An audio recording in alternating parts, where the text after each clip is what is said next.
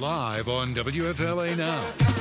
This is Run for Fun with running enthusiast Lee Spann. All right, welcome back to the Stream Center for this week's episode of Run for Fun. The show focuses on ways to make running more enjoyable and more accessible so it can be a real fun part of your healthy lifestyle, because it's not always about running as hard as you can every single time. I'm your host, Lee Spann. I'm a meteorologist, of course, at WFLA here in Tampa, but I'm also an avid runner, and I really was lucky and thankful that I met a group of runners kind of not too long into when I had started running that really taught me a lot of these tips so that it allowed me to learn to love this sport so quickly and so much. And specifically, of course, one of those people now is my coach, Coach Maria. Welcome, welcome, Coach. Hello. Got your Virginia Tech Hokie shirt on. Got my Hokie shirt on. Represent. That's right. Your son is in the bowl game. Yeah, or not in the bowl game. He's not in the bowl game, yes, but yes, we actually got in a bowl game this year, which is like big deal for VT because, we struggle sometimes on the football field. But we take our victories where we get them. So we're continuing to build our community on our Strava run group. So our WFLA Run for Fun run group. How many people did you have on there this morning? I think 264. I think. Right. We love our little online community. So if you don't know what Strava is, we say it every week. It's a free app you put on your phone, and then the main thing that people use it for is to track their, how far and how fast they went. But we're also using it like a meeting place, like social media. Yes. So join the groups and the clubs and go to WFLA Run for Fun. And then you can ask questions. You can chat with people. And I just put week 8 up today. So we only have 4 weeks left until the big BDR. So, so all of the people in our run group, we're inviting all of the WFLA Run for Fun Strava group members to go join the Safety Harbor BDR 10K race. It's the third weekend in January 20th. We're going to be out there. Maria is training you through the Strava app. So if you can catch in. You're kind of late on the training now, but that's okay. You can always join the 5K part as well. True. Or you can just come out and meet us. It'll be in Safety Harbor on January 20th. So that's super fun. And in the season of giving back and giving, we can use running to be part of our charity donations, because there actually are almost all the races partner with charities. So if there's something close to your heart, you can find a race that supports that. And then your registration fee helps that charity. Yes. And did you also know that if you want to do a water stop or get a group of people together for a water stop, and even if the race is not working with a specific charity, sometimes they will actually donate some money to a charity that's close to your heart. So it is another way to get your own charity that's close to your heart a little extra cash when they need it. Yes. And so the running community is wants to be a part of the actual community as well. So there's, always think about, I know that the Gasparilla Distance Classic partners with the Big Sisters, Big Brothers, Big Sisters. And then we have the St. Pete Run Fest, was the St. Pete Food Pantry. So just whatever is charity that you're interested in, there is usually a race that is somehow connected to it. Yeah. But I want to bring in Jody Stoner, because Jody does a little bit of a different type of charity because it's longer term. Jody, welcome, first of all, to Run for Fun. Thank you so much for having me this morning. Yeah, so tell us, first of all, let's talk a little bit about how you got into running, and then we'll go talking a little bit more about the I Run For program, because it just warms my heart. Yeah, so I started running late. In my early 30s, a friend of mine asked me to run a half marathon with her for her birthday. And at the time, I didn't even know how far a half marathon was. And then when I looked it up, I was like, no way. But she talked me into it, and we ran the race. It was a half marathon. It was in Jacksonville, and it changed things for me. I loved how I felt when I finished. I loved the people I met. Just the entire race experience, the packet pickup and the expo and the runners along the way, the training. I mean, some of it was difficult, but it was fun, and it was really personally rewarding. And after that race, I signed up for a couple other things, and I did some Gasparillas, and I felt like running was going to take me somewhere. I just didn't know where. And I came across a group on Facebook called I Run for Michael. And what the group did is it matched runners with buddies. And buddies are people in our community with special or exceptional needs. And you're randomly matched with this person, this buddy, and then you dedicate your miles to that person. And I figured there had to be a catch, like, that it couldn't have been that simple. But I reached out to the founder, Tim Boyle, and he explained that it was just that simple. You run and then you dedicate your miles to your buddy, to your person. Oh, I love that. And you might help raise awareness like for their cause. So it's a total random match. We have I Run for Michael is a nonprofit organization now all over the world. We have runners and buddies in Australia and Ireland and the UK and in Canada and in Mexico. And you're matched. One of our matches recently met in Australia. So it's an American so neat. Australian buddy. I was very lucky to be matched with River, who is in Mississippi. Oh. So tell us a little bit about River and what this picture actually represents. Well, we had just been matched. We've been matched now. We're going on our 10th year. And when we were first matched, he was 2. In this picture, he had just turned 3 and he had just had a surgery on his spine. River has spina bifida. Oh. And we were planning to meet because River was only an 8-hour drive away. My husband and I drove to Mobile, and this is at the First Light half marathon. And this is where I met him for the first time. Oh. His mom and my husband had arranged for him to be at the 13-mile mark of a half marathon, which is 13.1 miles. And my husband said, you got to hold up your hands, so she sees you, make sure she can see you. And he stood there and, like I said, he had just had a surgery. So he walked about, 20 steps.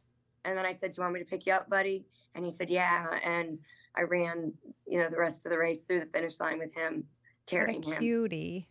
And his personality comes through on the pictures. It really does. That is truly who he is. And we've had so many fun times and adventures from that first race. We have those pictures, and of course, I sent you pictures, thousands of pictures. Every one of them cuter than the next one. And now 10 years later, how's River doing? River is doing fantastic.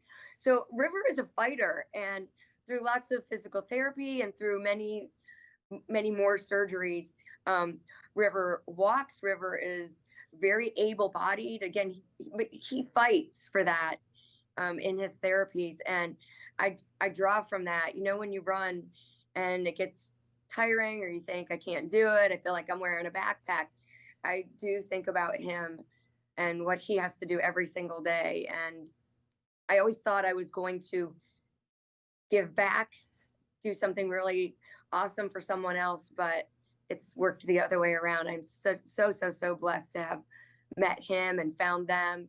And now our families have become intertwined and we vacation together. Aww. And I get to be a part of all of their lives. He has a brother, and we just get to spend lots of time with the whole family. They are truly like our family. So it's how neat. been a huge blessing. And so when you decided to be part of this organization, you had no idea if it would have been, it could be a child, it could be an adult, correct? Right. It could be a child, it could be an adult, it could be anywhere in the world and any age. And I'll tell you, the way that it got started is pretty cool. Tim Boyle was in North Dakota, and he's at his house and he wants to run a 5K and he needs some motivation. And so he puts out there, like, I need a reason to run. And Michael Wasserman in California, a man with Down syndrome that Tim did not know, said, you can run for me anytime. Oh, what a great idea. Right. And so Tim said, I've never met you, I don't know you, but from now on, all my miles are dedicated to you. And he started I Run for Michael. Oh, wow. And that's my picture. I like to put River's name on my leg, and I wore my running shoes, and he wanted to be my ring bearer. So I took a picture because we were married in Alaska. I took a picture of him. Mommy dressed him in a little suit with a bow tie so he could be my ring So bearer. cute. Yeah. And I know So that was that you you know, you get so much from this, more than you ever thought you would. But do you Yes. think that he, you know, in all of his fight, sees all of your, you know, all of the miles that you donate? Do you think that that is an inspiration for him as well? I you know I hope so. I think so. I've been he was 2 when we were matched. So I recently saw him. They came here on vacation, and he doesn't remember a time that I wasn't in his life, Oh, which is just wow. makes me so happy. And I remember when he was really tiny. Now he's almost 13, but when he was really little, and somebody would say, "Who's Jody?" and he's like, "She's my runner." Oh, That's Oh, my that's so runner. cute. and So so the if someone wanted to do this, I know there's a lot of runners who do listen to this. So, what after you sign up, after you've been matched, what happens then? So you donate your miles. How does that? I mean, exactly what does that mean? Or so dedicate your miles? you Yes. sign up on the website, and you just wait. And right now, our wait list for runners is about a year Oh, to be wow. matched. Well, that's I know, wonderful. it's a really good problem to have. We have a Mhm. huge list of runners waiting, and they wait and wait and wait, and it's awesome. Um, Once you're matched on the Facebook page, we connect you on our page. You know that today's match day, and we celebrate that. And then we send you an email inviting you to exchange contact information. And then we just ask that you post on the page a couple times a week or whenever you run. Or you could even post like, "Hey, today I didn't run, but I did this and I was thinking Okay. about you." And so it doesn't always have to be about running, which sounds kind of funny, but runners don't run forever, and runners don't run every single day. So Are you can there put on are there, there we want. rules around what you can and can't do and how much you can help, or do they have a screening process? Like how does that work? We ask a couple of questions, where you're from and your email, but there are not many questions, and it's very random. And some of our runners are really involved, and other runners are casual runners. We have runners that run lots of races, and some Okay. that run in their neighborhood. So you don't have to send medals. You don't have to donate any money anywhere. You have to run, and it develops like a relationship. And I think it raises awareness on its own for the whatever cause. For River and I, we want to teach the world about spina bifida, Yeah. and just because he has it, it does not have him. And So one more question. Yeah. Yes. I've sure. never heard of this program. So I mean, I do have one runner that I think is part of this program, but um, w- if do you have like a general place you can donate to if you can't be a runner but you wanted to donate to the program because you like the program?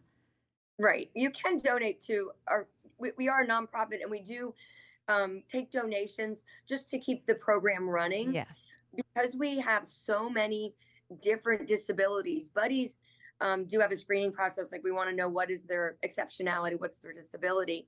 Um, so we do ask that. And if you wanted to donate, we put it towards the cost of keeping our nonprofit going. But Okay. because we have so many disabilities, we don't usually donate to just one. So, Yeah, like, I can see that. Autism speaks or Down Yeah. syndrome. Yeah.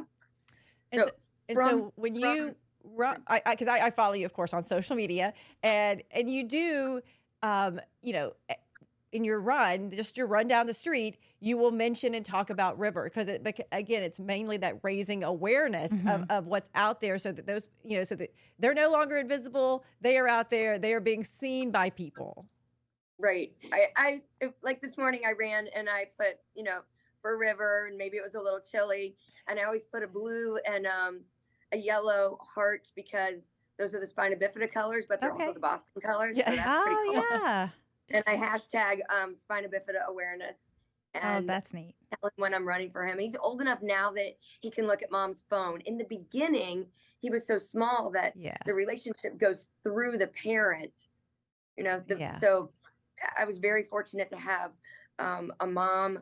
I call her my match mommy, who she lifted him so I could do what I could do for for our relationship and have a relationship. So I'm just very fortunate. Oh, I love this You know. program. Isn't it wonderful? Yeah. Yeah. And I've been to their website, and they're featured on I think the homepage is that picture of you meeting River for the first time. So have you gotten more involved in the running of this organization? I did. So the founder is Tim Boyle, and a couple years ago I was made the president of operations for I Run for Mike. Neat. Congratulations, because so- I featured Jody in one of my stories on WFLA, but that was probably like 5 years ago. So River has grown up a lot, but you've become much more in this organization as well. So congratulations.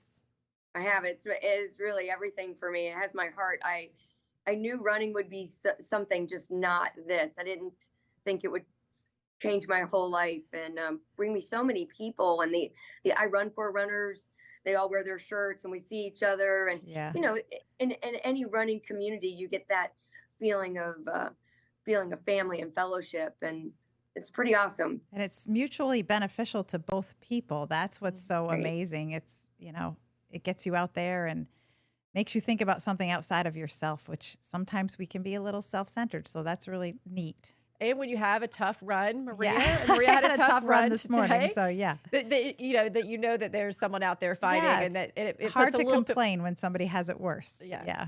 And look at these That's very pictures where he has grown up so much from that Oh 2-year-old. my Yeah. gosh, what a handsome guy. About Yes, this is just recently they came, and then he was at my house. He was probably 3. We have lots of matching shirts, and then now he's a little older, and so this year he didn't dress up for Halloween. It was the first time that we didn't match costumes, but you know, through the years I've been a lot of things, ladies. I've been ninjas and pirates and Ghostbusters, and you know, grown woman with the WWE belt on. Yeah. we do what we love, right? That's For right. who we Right, love. exactly. And although it's all, you know, when little kids grow up you know, they stop dressing up, that kind of, Yeah. there's a certain sadness about that. But I know that you are so happy to be, you know, continuing to be a part of his life and will be, because I mean, you know, he doesn't know life without you. Yeah, and it's hard for me to remember a time without him. So, I've not put those 2 pictures side by side. And yeah, the first one, he was at my house. He came to visit me at my home because Facebook came out and did a little short documentary thing. They do these little specials about different groups that are popular on Facebook, and I Run for Michael got featured. And so they were going to go to his house and my house, and his mom said, we can just come over. And so we got to be filmed together. And that was a pretty special weekend for both of us. And then that was the other one's on the Riverwalk. So is he? Now, how is he? You know, how is he doing? Because I mean, I see him. You know, in some of these pictures, he looks like he's doing very well. He's doing fantastic. And like I said, mom and dad are really active in his growth and development. And he does lots of physical therapy. So he's very active. He plays sports. He's walking. He's, you know, for long walks, we went to Busch Gardens, and he lasted for a really long time. And we went on every roller coaster. Oh, wow. Nice. Yeah. Good for you We went on too. all the roller coasters. I was more afraid than him. Yes. Yeah. So for long walks, by the end of Busch Gardens Day, we needed a wheelchair just because his legs get real tired. Yeah. But he's doing fantastic. Can you, speaking of, can you tell us more about spina bifida, since we are bringing awareness, because that's not something that I'm completely familiar with. So spina bifida is a condition. He was born with spina bifida, and it's development of the spine. Usually it's where the spinal cord is developed outside of the spine. So babies are usually born, or sometimes in utero, they have surgeries for that. The main thing about spina bifida is, depending on where the bifida part of it is, it depends on the limitations the person will have.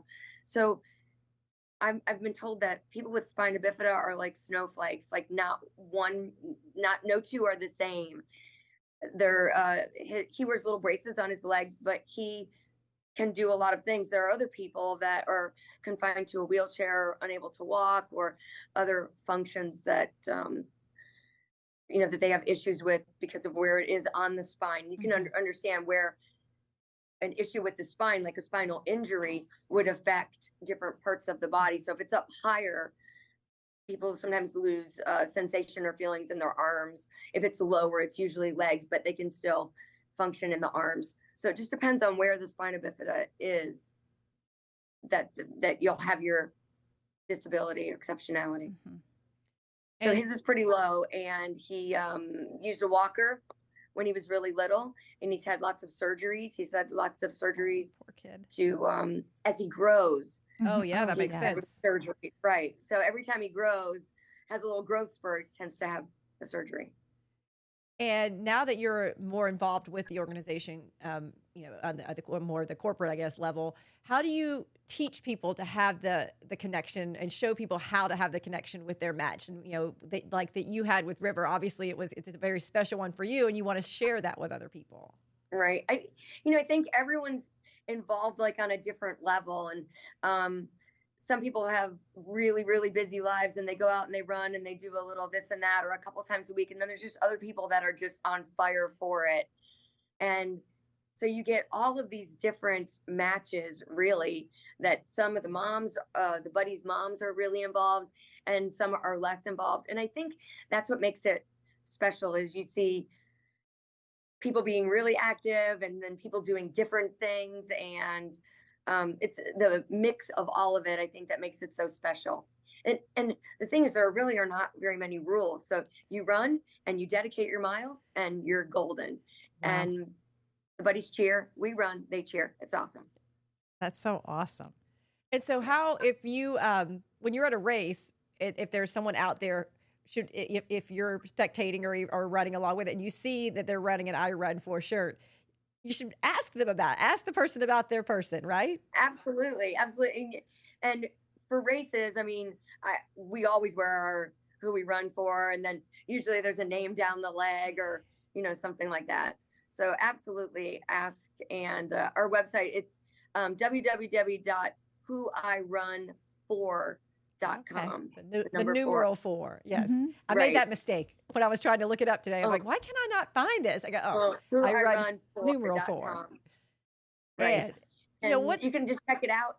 You know what also you can do is, if anybody is skeptical, it is a permanent match. So, it's not for a week or for one race or for a season. You can always just join the Facebook page and check it out. Just check it out. I have a lot of people who just use it to be inspired. Do you get in touch the same way if you have a child that you want to be a part of this program? Absolutely. Okay. Absolutely. So on the website, you can sign up to be a buddy, and that's explained, or you can sign up to be a runner. Okay. And then you just sit and wait like you're waiting for your baby to be born. Oh, that's so cool. I love that. And the fact that it is a year wait, it means that there's so many runners who want to do this. And so we hope there was, that there's connections like what you and River have all over the world as we head, as we go forward over the next, decade or so. We've grown so much. When I waited for my match, when I was waiting for River, it was 2 weeks, and I just kept checking my phone. And then, I got matched, and it was, but, I'm like, it's a boy. It's a boy. Yeah. And I just think it's so special when somebody's going through something difficult to know that somebody's even just thinking about them, let alone running for them. Like that's got to mean a ton to River. They just recently, so that we went to the First Light Marathon, and that's where I met him for the first time. Mm-hmm. And then just recently I ran the Clearwater Rock and Roll Half, and they drove down to see me finish, the whole family. Oh, that's so awesome. I mean, this is it's a lifetime connection that you have. That's so great.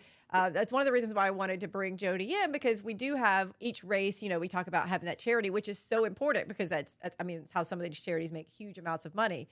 But to have a real personal connection, you don't really necessarily feel that at these races, but man, you feel it when you talk to an I Run For person. I love it from the coaching standpoint. I think so many times we are so self-centered as runners. We're just like, it's all about us and our performance, and we forget how lucky we are to be able to run, that some of these kids can't do that. And that's what to me is so amazing, that when it's more fun for us when you're like, okay, I'm doing this and I'm lucky to be doing it. You're right. It is a constant reminder. And if you get on if you just take a look at the Facebook page, you do get humbled real quick at how fortunate we are for the ability to be able to run. Yeah, not everybody and something can. that we sometimes, unfortunately, sometimes we just take it for granted. Oh, we do. You know, life. Yeah. Because I mean, you know, we even, because we surround ourselves with so many runners, we forget that there's even a whole, you know, that a lot of people aren't running or walking at all. Absolutely. So now, and then you take that even further to the, you know, that someone's having, has mobility issues. It just makes us, you know, should appreciate and love ourselves a little bit more, because give ourselves a little more grace than what we typically do. Absolutely. Because what we're doing is a way that we give to ourselves, but we can use it to give back to the community as well. Absolutely. And Jody, thank you so much. I know you're so passionate about this program, and as well you should be. I mean, you've fallen in love with it, and River, and you have a whole family through this, and now they've of course given you a position with the company. So congratulations! It really is very awesome. Thank you so much. Thank you for having me. Thank you for letting me. Nice to meet you, Jody. Share the message. Yes. That's part of our mission. So thank you for helping. Well, we hope it helps, and have a great. I know you have a yoga class to teach. So yeah, I do. Thank you very much, Jody. I appreciate it. Thank you. Thank you so much. Merry Christmas. Merry Thank Christmas. So yeah, I just think this I Run For program. When the first time I interviewed her, again, it's been like 5 years ago. I was just like, well, everyone should know about this, because you can have this constant connection, this constant reminder of what we're doing. I mean, I feel like, you know, I take it for granted all the time. Like sometimes because I can't perform the way I used to with my autoimmune, I'm like, oh, but there's every day. I'm like, I get to run. Like if we just change our mindset and say, I get to run, it makes it so much different. Sounds like an incredible program. I love it. Yeah. And I didn't mean to knock the races partying with the charity. That's wonderful. It's just that there's a lot of times we're being self-centered, and we're out there to race, and we're not thinking about where all this money is going. We paid our race fee, 6-8 months before. And so when you're out there on the race, it is all about you, all about me. And there has to be a balance, right? Yes. We have to find that balance. But sometimes when we get in a dark place with our running, we forget that we're lucky to be out there. And part of running is that you go to a dark place sometimes, and getting out of it is part of the process, right? This was an appropriate time for us to have this one for you, wasn't right? it? All right. So speaking of charities, I know a lot of. I'll let Maria talk a little bit about her coach's drill for today, because she's talking about not knocking the charity runners in Boston at the marathon. Yes, I have heard so much chatter lately as the qualifying times for Boston are getting more aggressive, and people are like, why are we not getting rid of the charity runners and just having qualified runners? And I am here to tell you that Boston raises so much money for charity and has a huge history of charity running. And it is so important to the history to preserve the history of the race. It's also important because not everybody can run it without doing a charity. Like genetically, some people just can't run it, and that's the only way they can. And I would also argue that raising $10,000, which is now actually getting closer to $13,000, to be able to do that is a very difficult task, probably just as difficult as qualifying. So let's be kinder to the charity runners, and there's room for both. It's not a piece of pizza and nobody gets a slice, right? We all can share. We all can share. And now we know, and then hearing, about all those organizations, those charities, they get a lot of money. They got a lot of recognition, just as the I Run, as Jody was saying about I Run For. It's the awareness. So if you ran for that charity, you're wearing the shirt, and that may spark someone who sees something, and you don't know, on top of the money that you've raised, what kind of awareness that you're bringing. Yeah, and I've qualified, so I understand, but I've also had runners that do charities, and I actually went to a liver foundation. They do a banquet every year because it's one of the bigger foundations in Boston. And watching the effect that money has, they raise so much money for the Liver Foundation. It's so moving, and they help so many people that aren't runners. Let's remember that running is all inclusive, right? And think of it all, when you are frustrated that you were on the cusp and you didn't get, you didn't get, remember that where all that money from the charities are, from the charity runners are going, because it is a lot of money per person. For sure. And so that they are the runners are doing work to do that. But then let's remember the wider scope is that all of the charities that's how they're relying on their funds. Yes. And it doesn't make you less of a qualified person if you choose to do a charity and don't get in. Like if you've qualified by the qualifying standards, you qualified. So if you don't get in, it doesn't make you less of a qualified runner to then decide, I want to run it for charity. In fact, I would say you worked hard and now you're going to work even harder and impact lives. So it's all about perspective, right? Let's try to keep the perspective where it should be. Definitely. Especially in the holiday season. Especially in the holiday season. So we wanted to kind of head into Christmas talking about giving back, So we hope that this has been a little bit of an inspiration for you. I think Maria was inspired for sure. I know the first time I ever met Jody and heard about River, that's just such a special. Even with my bad track workout, I'm like, oh, I shouldn't have even said I had a bad track workout.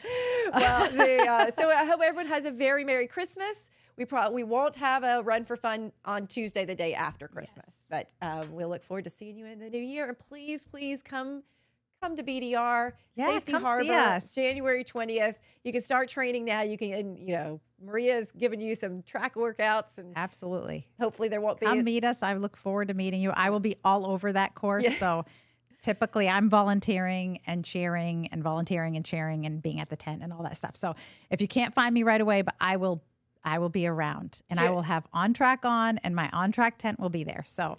And I just signed up for the 10K. I've been talking about this for so long, I forgot to actually sign up, but they sent an email that said the price is about to go up. So I signed up for the 10K. So Maria will be training me as well. Yep.